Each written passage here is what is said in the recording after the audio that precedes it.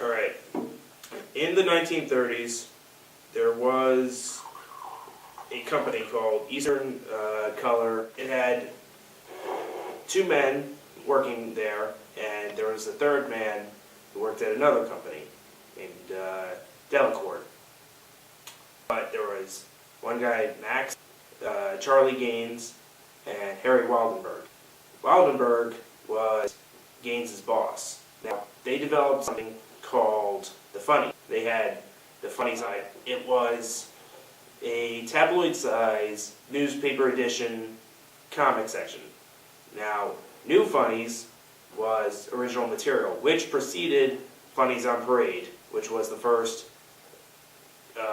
tabloid cut in half and folded in half edition, which is regarded as one of the first modern comic books. The eventual thing happened where the newspaper strips were reprinted for sales, and the old material was running low, or was running to the bottom of the barrel. So eventually someone would have to come up with new material. Well, enter one Malcolm Wheeler Nicholson, aka the Major. He actually served on duty and was around the world many times, and he lived a very bohemian lifestyle. Unfortunately, that bohemian style is not the kind that you want to bankroll a publishing business on. Well, the Major eventually took on partner one Harry Donenfeld, who was his printer.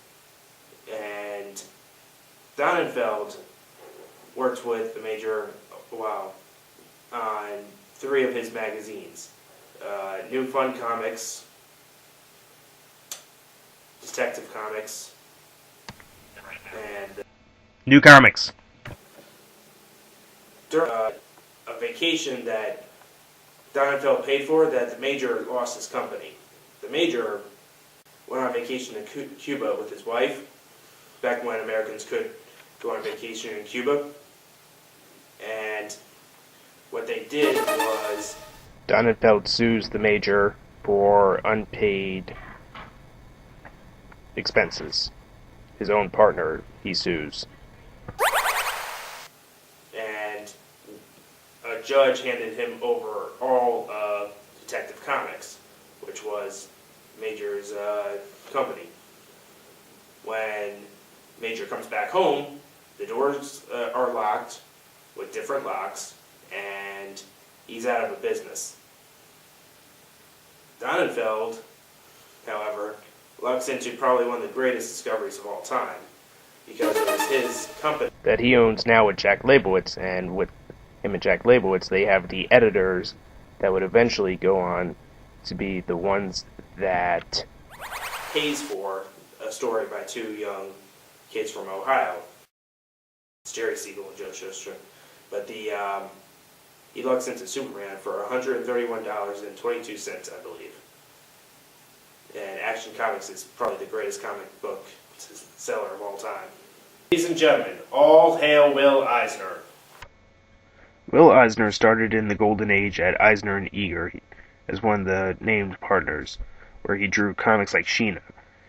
However, he moved on to the Spirit to draw detective stories and further the art of sequential storytelling.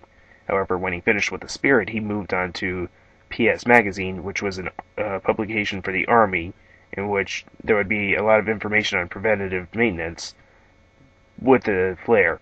However, when he returned to comics, he did graphic novels such as A Contract with God, A Life Force, Dropsy Avenue, and for the rest of his life, he would average like 1 or 2 books like every couple of years. His storytelling techniques are highly inspired. His page layouts were amazing, and for this reason he has an award named after him called the Eisners.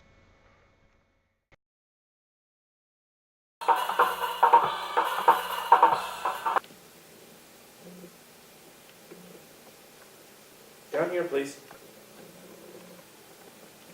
Sorry. There you go. Sorry.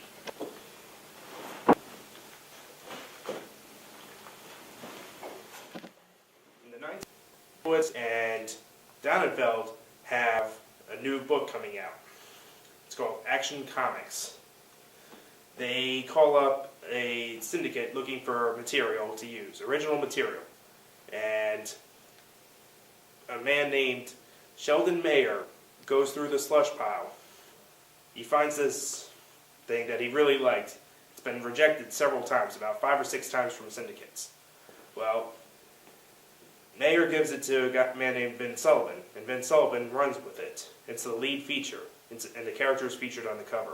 The character on the cover holds a car like this over his head, and it's a tale of a spaceman, but he's not really a spaceman, he's on Earth, and he's a reporter.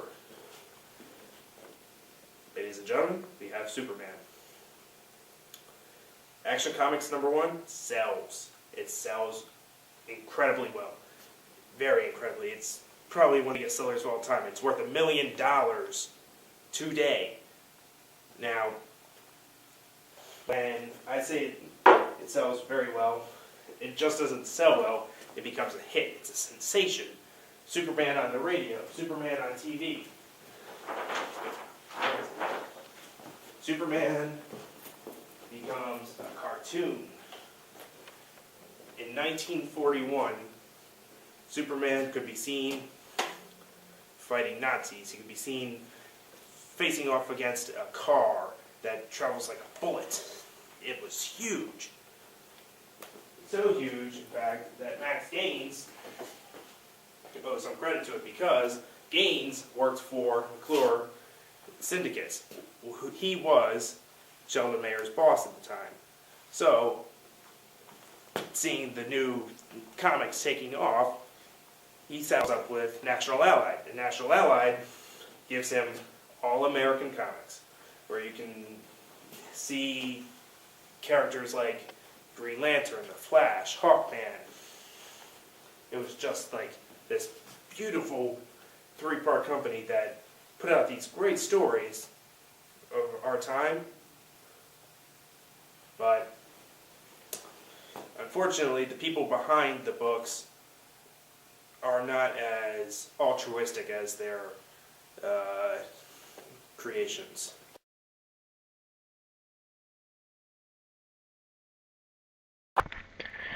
The comics industry is not without its questionable practices. Copyright infringement is a very big no-no in comics, as it is in any other field. Case in point was the first lawsuit in comics history, DC Comics versus Fox Publications. Victor Fox had hired Will Eisner to copy Superman in Action Comics. Jack Leibowitz and Harry Donenfeld, upon seeing this, sued Victor Fox, and in the resultant trial, people were questioned about everything. Will Eisner, for example, had denied for years that he perjured himself. However, in the actual transcript, it is revealed that he did perjure himself. What DC hoped to achieve by this lawsuit was to stop other people from making superheroes. However, that fell through. In fact, DC would again sue people later for a less clear-cut copyright infringement in the case of Fawcett's Captain Marvel. Captain Marvel resembled Superman, but his background and his secret identity were much more different. However, this time the court case lasted 12 years and eventually hurt Fawcett Publications a lot.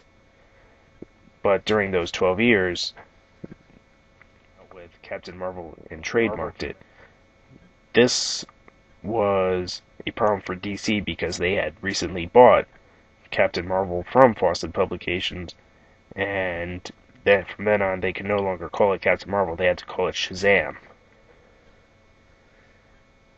But